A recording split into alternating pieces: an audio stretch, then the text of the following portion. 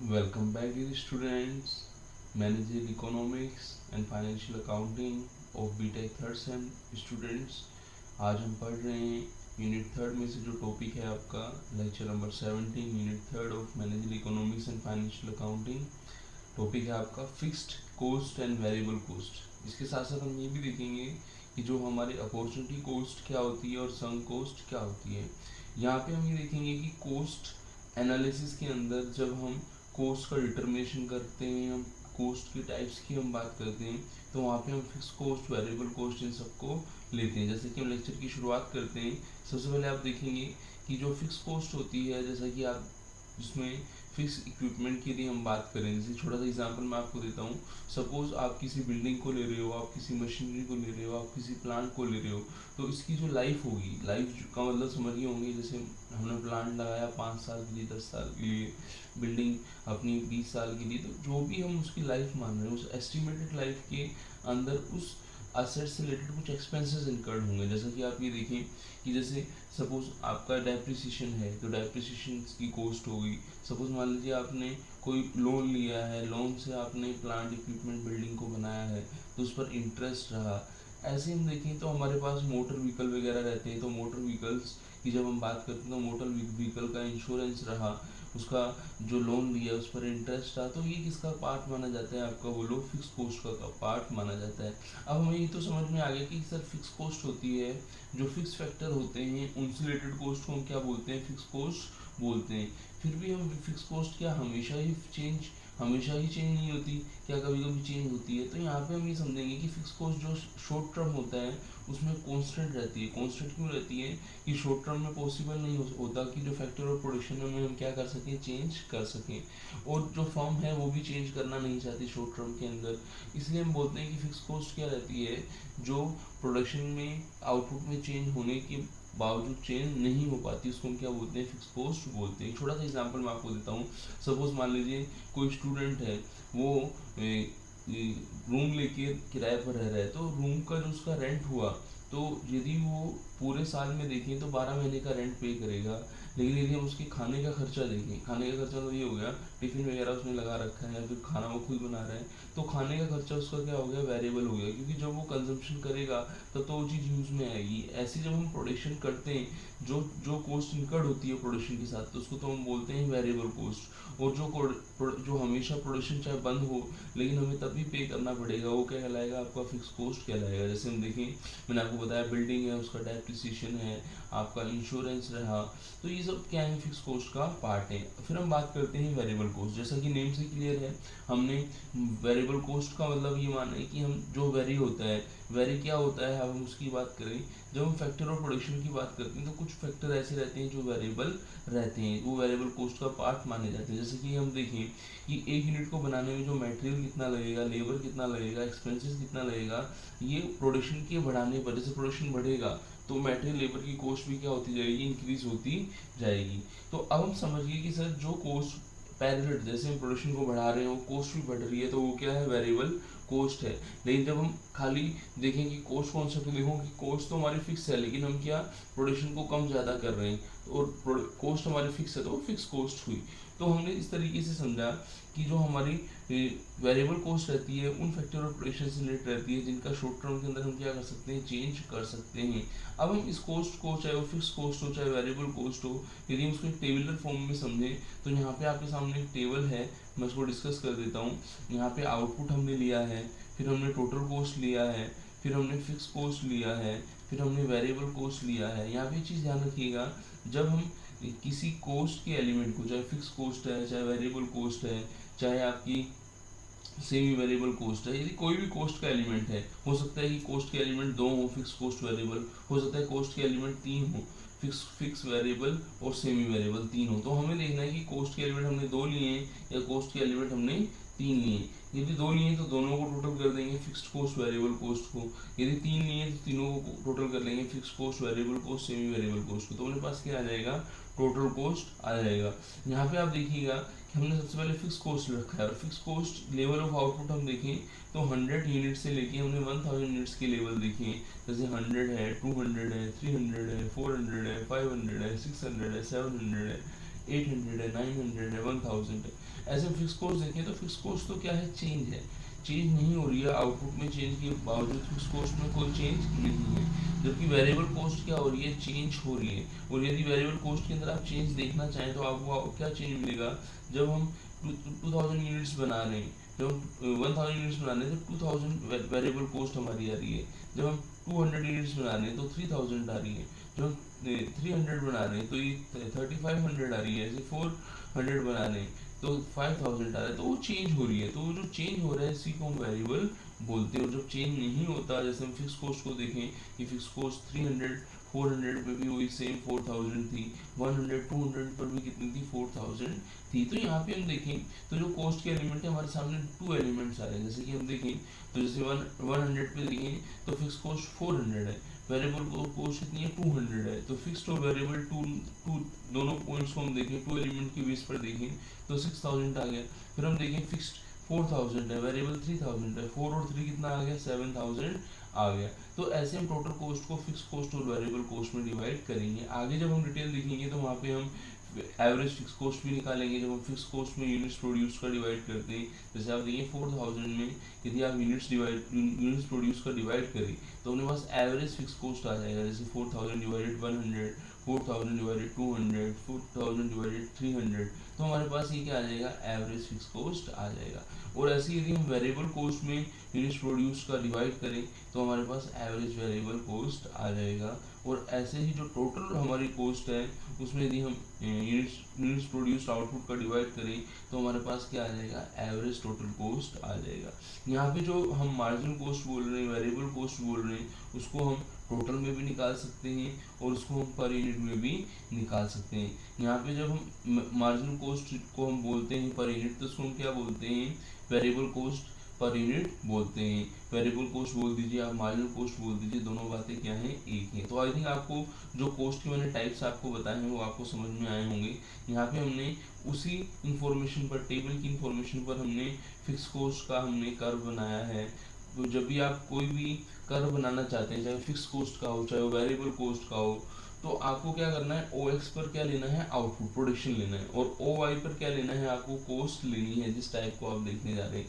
जैसे कि हम देखें तो जो फिक्स कॉस्ट का अमाउंट था, हम देखें लेवल आप 100 200 300 400 500 कर रहे हो, fix cost as it is है आपकी 4000 4000 4000। तो यहाँ पे हम क्या करेंगे, जब हम इसको ड्रॉ करेंगे ग्राफ पेपर के ऊपर, तो ओ एक्स पर हमने प्रोडक्शन ले लिया आपका 100 200 300 है ना, एज इट इज हम देखें ओ एक्स का हमने प्रोडक्शन ले लिया। प्रोडक्शन के बाद हम देखें तो फिक्स कॉस्ट अपनी एज इट इज आ रही है। कॉस्ट वाली साइड पे हम देखें ओ वाई पे हम देखें तो कॉस्ट एज इट इज 400 से बढ़ी जा रही है, 400 पर एज इट इज है, प्रोडक्शन बढ़ा जा रहा है। तो सेम आप ये देखें एक डायरेक्ट लाइन हमारे सामने आ रही है। ये जो डायरेक्ट लाइन हमारे सामने आ रही है, स्ट्रेट लाइन जो हमारे सामने आ रही है, इसी को हम क्या बोलते हैं, टोटल फिक्स कॉस्ट कर्व बोलते हैं। ऐसे ही हम देखें तो हम जो वेरिएबल कॉस्ट है उसका कर्व भी बना सकते हैं। थोड़ी देर पहले हमने देखा था कि टोटल कॉस्ट में से यदि आप फिक्स कॉस्ट लेस कर दो तो वेरिएबल कॉस्ट आती है, आप variable cost plus fix cost कर दो तो टोटल कॉस्ट आती है। तो जो भी अपनी टोटल वेरिएबल कॉस्ट आ रही है, यदि हम उसको आउटपुट के बेस पर 100 200 300 400 यूनिट के बेस पर उसकी जो कॉस्ट आ रही है, यदि हम उसको रखें तो हमारे सामने एक इंक्रीजिंग जो है टोटल वेरिएबल कॉस्ट जो है हमारे पास कर्व आ जाएगा। तो ये हमने टोटल वेरिएबल कॉस्ट का पढ़ा।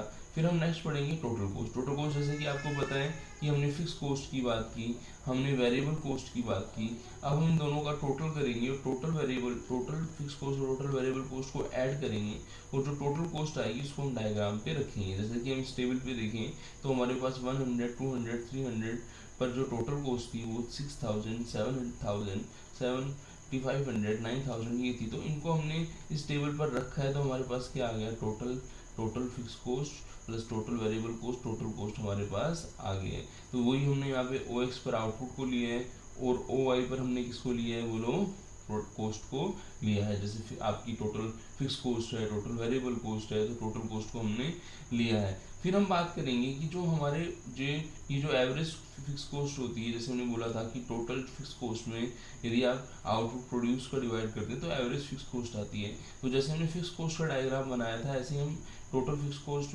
में यूनिट्स प्रोड्यूस का डिवाइड करके एवरेज फिक्स कॉस्ट निकाल लेंगे और उसको भी हम ओ एक्स पर क्या रखेंगे, आउटपुट, और ओ वाई पर क्या रखेंगे, बोलो हम रखेंगे कॉस्ट। तो टोटल फिक्स कॉस्ट हम कर्व यहाँ पे बना लेंगे जो 100, 200, 300, 400, 500 ऐसे 1000 यूनिट्स पर था, हम उसके बेस पर यहाँ पे बना लेंगे।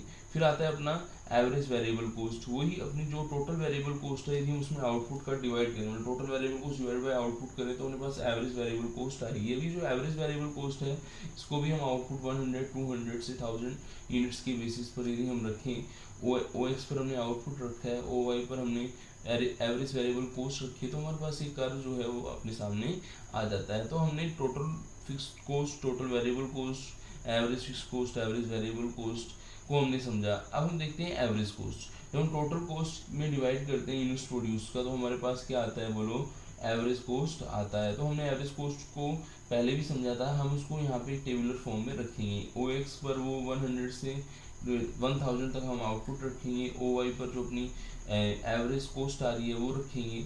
टोटल कॉस्ट में हम यूनिट्स प्रोड्यूस का डिवाइड करेंगे, तो हमारे पास जो एवरेज कॉस्ट आएगी उसको रखेंगे। फिर हम 100 से लेके 1000 यूनिट्स तक जो है हम ग्राफ पेपर को बनाएंगे, तो वहाँ पे हमारे पास एवरेज जो है कॉस्ट का कर्व आ जाएगा। फिर लास्ट जो अपनी कॉस्ट थी वो क्या थी, मार्जिनल कॉस्ट। मार्जिनल कॉस्ट को हम क्या बोलते हैं, एवरेज वेरिएबल कॉस्ट भी बोलते हैं। तो एवरेज वेरिएबल कॉस्ट निकालने के लिए हमने क्या किया, जो हमारी टोटल वेरिएबल कॉस्ट उसमें यूनिट्स प्रोड्यूस का हमने डिवाइड किया। तो एवरेज कॉस्ट को हमने जो है ओ वाई पे रखा है, आउटपुट को हमने ओ एक्स पे रखा है, तो आउटपुट से पैरेलल जो है मार्जिनल कॉस्ट आ रही है उसको हमने रखा। तो हमारे सामने जो है वेरिएबल कॉस्ट का जो है ये जो है कर्व हमारे सामने आ गया है। अब हम देखते हैं कि इसके अलावा हम क्या, हमारी जो कॉस्ट थी अपॉर्चुनिटी कॉस्ट। अपॉर्चुनिटी कॉस्ट क्या होती है, देखो अपॉर्चुनिटी कॉस्ट क्या होती है, जो भी हमने अल्टरनेट को यूज़ में नहीं लिया है, तो उस अल्टरनेट को नहीं यूज़ लेने का जो हमने ऑप्शन को छोड़ा है, तो वो क्या कहलाएगा आपका, बोलो अपॉर्चुनिटी कॉस्ट कहलाएगा। छोटा सा एग्जांपल मैं आपको देता हूँ। सपोज मान लीजिए for example you have a job in A company that पे यू $25,000 पर ईयर, कि एक कंपनी में जॉब है जहाँ पे 25,000 पर ईयर पर ईयर जो आपको $25,000 मिल रहे हैं।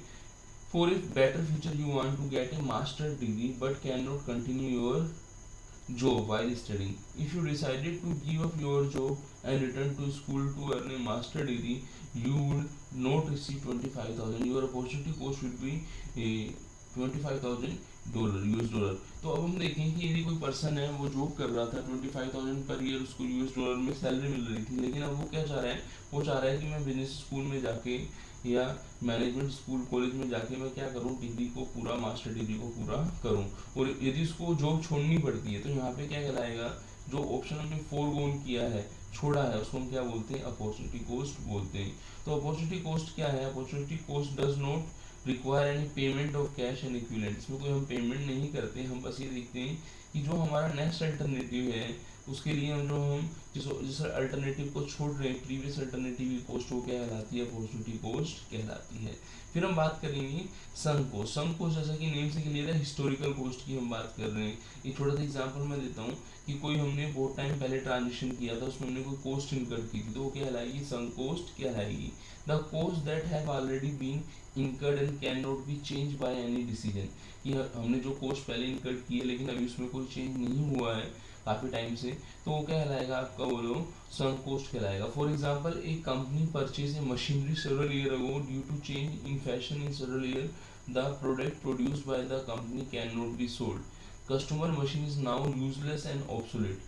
यदि कोई कंपनी ने बहुत टाइम पहले किसी मशीन पर खर्चा किया था, समझ मान लीजिए कोई 2G 3G मोबाइल बनाने की कंपनी है, उसने बहुत साल पहले 2G 3G मोबाइल बनाने के लिए खर्च किया था टेक्नोलॉजी पर, लेकिन अब मार्केट में 5G 4G चल रहा है, तो वहाँ पे जो उसने कॉस्ट पहले इनकर की थी और वो टेक्नोलॉजी ऑब्सोलेट हो गई है, तो वो क्या कहलाएगा आपका, संक कॉस्ट कहलाएगा, जो उसने ऑलरेडी इनकर कर ली है। तो इस लेक्चर के अंदर जो अपना टॉपिक था वो यही था कि कोस्ट के टाइप्स क्या हैं, उनको हमने यहाँ पे समझा, डिफरेंट कोस्ट के टाइप्स को हमने डिस्कस किया। तो इस लेक्चर पर जितना भी मैंने आपको बताया, एक बार मैं आपको दोबारा बता देता हूँ, फिर हम जो है इस लेक्चर को ओवर करते हैं। जैसे कि आपको पता ही है कि जब हम यूनिट 3 के अंदर थे तो कॉस्ट एंड प्रोडक्शन एनालिसिस था, और कॉस्ट एनालिसिस को हमें पूरा करने के लिए सबसे पहले हमें क्या समझना पड़ेगा कि डिफरेंट टाइप ऑफ कॉस्ट हैं क्या। डिफरेंट टाइप ऑफ कॉस्ट की जब हम बात करते हैं तो हमारे सामने फिक्स कॉस्ट मेजर आता है, वेरिएबल कॉस्ट आता है, जिसको मिला के टोटल कॉस्ट भी बनती है। तो हमने इनके डेफिनेशंस देखी, फिक्स कॉस्ट क्या है, हमारे सामने वेरिएबल कॉस्ट क्या है, फिर हमने टेबुलर फॉर्म में समझा कि कितनी यूनिट्स प्रोड्यूस करने पर fix cost, variable cost, total cost क्या आएगी, एवरेज कॉस्ट क्या आएगी, फिक्स कॉस्ट की एवरेज कॉस्ट क्या आएगी, वेरिएबल कॉस्ट की एवरेज कॉस्ट क्या आएगी। तो इन सब चीज़ों को हमने यहाँ पे डायग्राम की हेल्प से समझा। फिर हमने लास्ट में डिस्कस किया कि जो हमारे कॉस्ट होती हैं, मार्जिन कॉस्ट के अलावा अपॉर्चुनिटी कॉस्ट, संक कॉस्ट क्या है। तो इस लेक्चर के अंदर हम इतना ही पढ़ेंगे। मिलते हैं नेक्स्ट लेक्चर में किसी नेक्स्ट टॉपिक के साथ। आपको कोई क्वेरी है तो आप चैट बॉक्स में पूछ सकते हैं। आज के लिए इतना ही।